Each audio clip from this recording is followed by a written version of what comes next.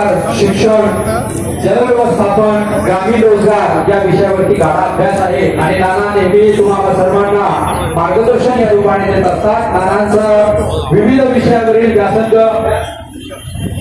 उद्घाटनाप्रसंगी आज येथे आवर्जून उपस्थित असलेले आपला सर्वांचे राष्ट्र नेतृत्व सहकार महर्षी महामहिम प्राध्यापक आदरणीय नाना तसेच आज येथे उपस्थित असलेले माजी केंद्रीय मंत्री आदरणीय डॉक्टर भागवतजी साहेब, उपस्थित असलेले आपल्या लोकसभेचे खासदार डॉक्टर कल्याणराव काळे साहेब, त्या सिंधुदुर्गचे आमदार तसेच माजी मंत्री आदरणीय अब्दुलजी सत्तार साहेब, उपस्थित असलेले उत्पन्न बाजार समितीचे सभापती आदरणीय रामबाबा शेळके, उपस्थित असलेले आपल्या संभाजीनगरचे भूमिपुत्र मुख्य अभियंता आदरणीय शोभा साहेब, उपस्थित असलेले जिल्हा परिषदेचे माजी अध्यक्ष रामबाबा रावकाका शेळके, आपल्या जिल्हा परिषदेच्या सदस्या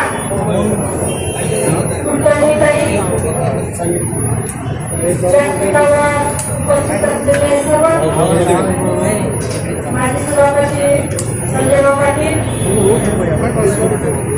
उपस्थित असलेले या बँकेचे अध्यक्ष दत्ताभाऊ उकेडे, तसेच उपाध्यक्ष गणेशभाऊ जाधव, सचिव रामभाऊ साळुंके, त्यांचे संपूर्ण सहकारी, बँकेचा संपूर्ण स्टाफ आणि आजच्या येथे त्यांचा आंतरराष्ट्रीय दर्जाचा पुरस्कार प्राप्त झाला असे सर्वांचं मनापासून अभिनंदन करतो. मी देशाचा अर्थ राज्यमंत्री म्हणून सर्व बँकेचा कारभार पाहिला, पण उद्घाटन करत असताना दत्ता पाटील उकेडे यांच्याकडून काय ऐकलं की आम्ही डिपॉझिट घेत नाही, आमचा NPA 0 आणि कुठल्याही नातेवाईकाला कर्ज देत नाही, म्हणून ही अत्यंत जी पतसंस्था आहे अत्यंत चांगल्या तऱ्हेने चालवतात, म्हणून त्यांचं मनापासून अभिनंदन करतो. खरं तर हा भाग आता शेंद्रा बिल्डिंग MIDC मध्ये येतो.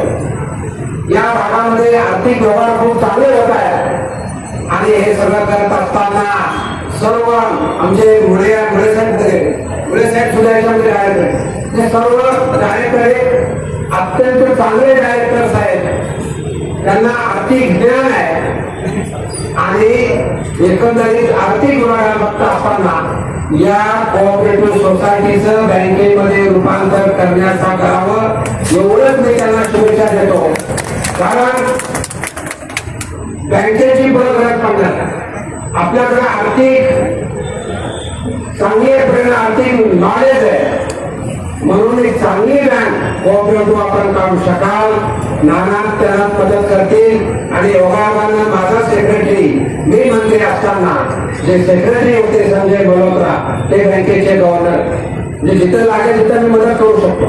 पण थोडा मोठा विचार करा, मोठी अर्थव्यवस्था होते. भारत देशाला प्रधानमंत्री मोदी साहेबांच्या नेतृत्वामध्ये जगातील तिसरी अर्थव्यवस्था करायची जी आता चौथी आहे आणि त्यासाठी आपल्याला सुद्धा बँकेत रूपांतर करण्याची गरज आहे, म्हणून बँकेत रूपांतर करावं यासाठी माझ्या वतीने हार्दिक शुभेच्छा देतो आणि सर्व कार्यकर्त्यांचं स्टाफचं मनापासून अभिनंदन करतो आणि थांबतो. धन्यवाद. एकदा संस्था चालतात ना त्या कर्मचाऱ्यावर चालतात. संचालक बऱ्यापैकी लक्ष घातलं जातं, बरेच जण नाम मात्र पण असतात, पण काही संस्थेमध्ये काही संचालक अशा मी पाहिले, एक व्हिडिओ पाहिला मी, तो संचालक किंवा पदाधिकारी त्या कर्मचाऱ्याला असा काही टाकत होता की त्याच्या घरच्या नोकराला तो टाकू शकत नाही, घरच्या नोकऱ्याला सुद्धा बोलू शकत नाही. तो म्हणून समोर तुझं मी चालू असं टाकत होतं, काही सरकारने चालू सहकारामध्ये सहकार याचा अर्थ आहे सगळ्याला सामावून घेणं. बिना सहकार नाही उद्धार. सहकार असल्याचा उद्धार, पण त्याच्याबरोबर चांगला संस्कार पाहिजे. चांगले संस्कार ज्याच्या त्याच्याकडे होते त्या संस्था आजही चांगल्या चालू आहे. पण ज्याच्याकडे मानसिकताच होती त्या संस्था त्याच्या आमच्या मालकीचे आहे हे आम्ही वाढवली, आम्ही काढली, आम्ही मोठी केली. हे आमच्या बाप दाद्याची प्रॉपर्टी झाली. असं ज्याला ज्याला वाटलं त्यांनी त्या संस्था डुबवल्या व्यक्तिगत लाभापोटी.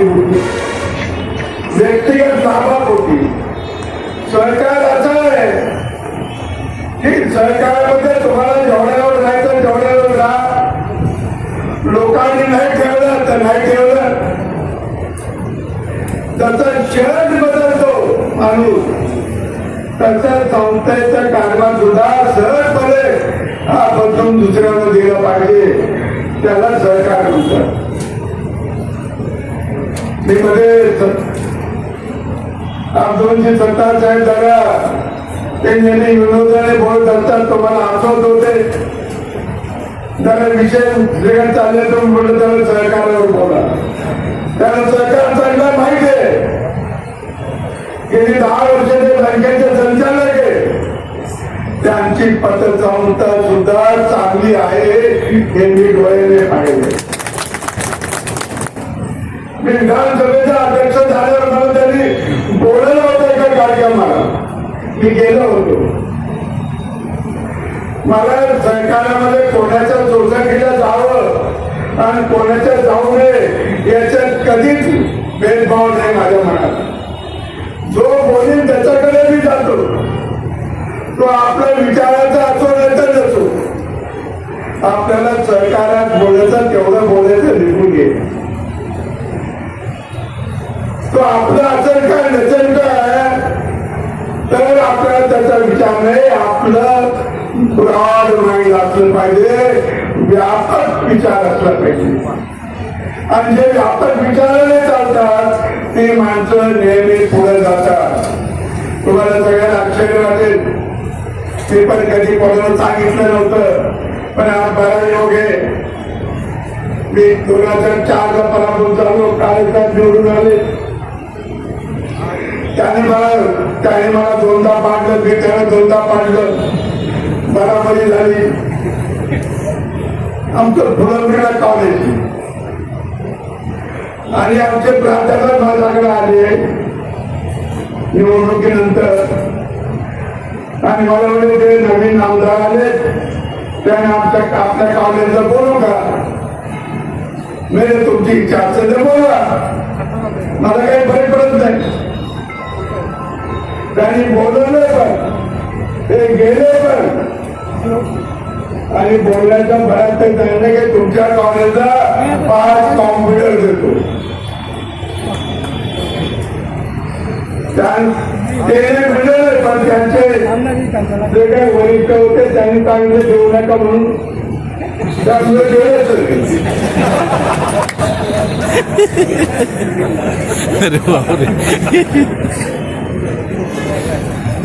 आता मी पण तिथे सत्य परिस्थिती कोणाच्या तिथे गेलो. मला नित्य अनुभव. पूर्वी माझा मतदारसंघ शिल्लोड पर्यंत होता कारखान्यापर्यंत. तर तिकडचे जे 52 गाव होते ते कधी माझ्याकडे यायचे आणि माझं हे काम आहे माझं ते काम आहे. आणि उगीच जागेत आम्ही गेलो होतो दादाकडे. ते म्हणले जा तुमच्या आमदारकडे. दादा कधीही म्हणत नव्हते. पण याला असं वाटतं आपलं काम करून घ्यायचं ना तर थोडे याला मोठे मला दिलं पाहिजे आणि जा तुमच्या आमदाराकडे. आता असं पण काही जण करतात. दादाचं माझे चांगले संबंध होते. त्यांना ज्यावेळेला माझी देवगिरी झाली त्यांनी सुद्धा त्यांच्या बँकेसाठी शेअर गोळा केले होते, पण त्यांची बँक होत नव्हती. मग मी दादाला एकदा म्हणलं, रेल्वे जाताना मुंबईला, दादा तुमची ग्रामपंचायत आहे, तुम्हाला नागरी बँक देऊ शकत नाही, रिझर्व्ह बँक, तुम्ही नगरपालिका करा. नगरपालिका केली की तुमची बँक झाली. दादांनी नगरपालिका केली, त्यानंतर त्यांची बँक झाली. पण अर्बन म्हणजे नागरी, ती नागरी नव्हती, ती ग्रामपंचायत होती, म्हणून आणलं होतं. पण हे त्यांना कोणी सांगितलं नाही, त्यांनी केलं पण नव्हतं. मी सांगितलं होतं, झालं आणि केलंय. त्यामुळे एकमेकांना अशी मदत आपण करत असतो. आणि ह्या सगळ्या सोसायट्या ज्या आहेत त्या ज्या आता पतसंस्थेचा उल्लेख निघाला, पतसंस्था म्हणजे खरोखर गरिबाला मदत करणारी संस्था. ज्याला पत नाही त्याची पत कशी वाढेल हा विचार संचालकांनी करायचा आहे, कर्मचाऱ्यांनी करायचा आहे. तुमच्या नावात पत आहे म्हणजे ज्याला पत नाही, जो पतहीन आहे, आम्ही प्रयोग केलाय. मी माझ्या कर्मचाऱ्यांना सांगत होतो, जा तुम्ही जे छत्री लावून याला बुटाला पॉलिश करतात, चप्पल शिवून देतात, त्यांच्याकडे जा. आता त्यानंतर एवढंच काम आहे तर त्यांना मी सांगितलं, तुम्ही त्यांना म्हणा आम्ही तुम्हाला 500 रुपये देतो, तुम्ही नवीन जोड्याचे बुटाचे जोड आणून ठेवा, नवीन चपलाचे जोड आणून ठेवा, नवीन स्लिपरचे जोड आणून ठेवा. विकले तर पैसे मिळतील, नाही विकले तर परत करता येईल, किंवा कोणी घेऊन जाईल ते मागे चालतंय, कारण त्याचा धंदा वाढतो. भाजीपाला आमच्याकडे काही महिला होत्या, त्या सकाळी 100 रुपये घ्यायच्या एखाद्या माणसाकडून, तेवढी भाजी घ्यायच्या, त्या विकायच्या, आणि संध्याकाळी 100 रुपये आणि 10 रुपये असं ज्याच्याकडून 100 रुपये आणले त्याला द्यायचे. मी म्हटलं त्या सगळ्यांना बोला आणि आपण पैसे द्या. त्यांनी पैसे दिले, त्यांचे रोज 9 रुपये वाचत होते, त्यांचं भांडवल झालं. बँकेतून पैसे घ्यायचं सुद्धा त्यांनी पुढे नाकारलं, स्वतःचं भांडवल तयार झालं. हे जे पतहीन लोकांचं अशा प्रकारे त्याला उभारी न दिलं, मग दुकानदार असेल, कोणी असेल, कोणी व्यवसाय करणार असेल, त्याला पण दिलं पाहिजे. लोकांचं आर्थिक पाठबळ वाढलं पाहिजे. हा या बँकिंगचा, या पतसंस्थेचा आणि सहकार्याचा आधार आहे, आधार. परंतु काही लोक त्याच्यात थोडं घालतात, काही जण त्याच्यामध्ये स्वतःच समजून त्या संस्थेचा लाभ घेतात आणि संस्था डबघाईला जातात. संस्था डबघाईला गेला तो कोणी जेलात गेला याचं दुःख वाटायचं कारण नाही, पण अनेक जणांचे पैसे दिसतात. हे जे कर्माला लय हुशार आहे, पण ती हुशार मंडळी 0.5% जरी कोणी जाता गेलं तरी तिकडे जातात. आणि ते किती पैसे आले कुठं सुंदरले नाही. नवीन वास्तूचं भूमिपूजन झालेलं आहे सर, उद्घाटन झालं, काय सांगूया? ते त्यांच्या हस्ते त्यावेळेस बँक स्थापन झाली होती, त्यांच्या हस्ते त्यावेळेस बँकेची स्थापना झाली होती, तेच उद्घाटन होतं. त्यांना बोलवणं साहजिकच आहे, ते आमचे सगळ्यांचे ऋषितुल्य व्यक्तिमत्व आहे, आम्ही सतत त्यांचं मार्गदर्शन घेत असतो. त्यामुळे ते काही विषय नाही, की आम्ही त्यांना ते येणारच आमच्या. बँकेच्या वाटचालीबद्दल काय सांगाल सर? 20 वर्षाची वाटचाल आहे, काय वाटतं याबद्दल? नाही काय, आता एकदम सुरुवात झाली होती 0 पासून, आज चांगल्या प्रकारे बँक मोठ्या प्रमाणात आणखी खूप काम करणे गरज आहे, पण आज चांगल्या स्थितीत बँक संस्था आहे. बँकेत सध्या भाग भांडवल वगैरे किती आहे? बँक भांडवल आहे बँकेकडे जवळपास 18 कोटी रुपये डिपॉझिट आहे, बरं. आणि 14 कोटी रुपये साधारण वाटावलेले आहे. हां. बँकेचे इतर ठिकाणी ठेवी असतील किंवा बँकेचे इतर काही असतात असे डिपॉझिट 10 कोटी. काही काळामध्ये मराठवाड्यात आपल्या संभाजीनगरमध्ये काही बँकाच्या अफवा चालू होत्या एक झाल्या, पण बँकेवर यशवंत बँकेवर विश्वास आहे लोकांचा, याबद्दल काय सांगाल? नाही, ग्राहकांना आम्ही कधी डिपॉझिटसाठी कधी लोकांकडे गेलो नाही. आमचा इंटरेस्ट काय हा अगोदरपासून मी शेड्यूल कास्ट बँक असतील किंवा नॅशनलाइज बँकेचे याच्या आसपासच ठेवलेला आहे. 1% आम्ही पैसे कमवण्यासाठी किंवा पैसे वाटण्यासाठी बसवणार नाही, लोकांची सेवा करण्यासाठी आम्ही काम करतोय. फक्त तेवढंचसाठीच बँक ही गोरगरिबांसाठी, सामान्य माणूस जो हातगडीवाला असेल, तुमचा पानकपरीवाला असेल किंवा आणखी छोटे मोठे व्यवसाय करतात त्यांच्यासाठी ती स्थापन झालेली संस्था आहे. या निमित्ताने इथल्या पंचकृषीतील नागरिकांना तुम्ही काय आवाहन करणार? काही आव्हान नाही, एकदा आमच्या बँकेत या.